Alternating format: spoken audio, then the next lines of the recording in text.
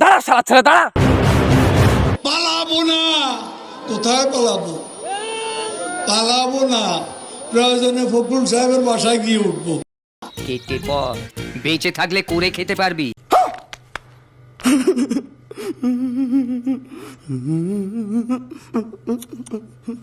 একটা শব্দও বলবো না জমা দেওয়ার। কেন 10টা মিনিটও সহ্য হয় না, 15টা মিনিট সহ্য হয় না। এখন অপেক্ষা কার জন্য আসলে? হ্যাঁ, এখন অপেক্ষা কার জন্য? কোনোদিনও ভালো নৌকা বর্তমানে তীব্র হাওয়ায় কাত হয়ে গেছে। এবার এক দফা শেখ হাসিনাকে কবরস্থানে পাঠাতে হবে, এই এক দফা। বিচারপতি শামসুদ্দিন চৌধুরী মানিক। বিচারপতি শামসুদ্দিন মানিককে হাইকোর্টে কয়েকদিন আগে উপস্থাপন করছো চ্যানেল আইটি মানিককে।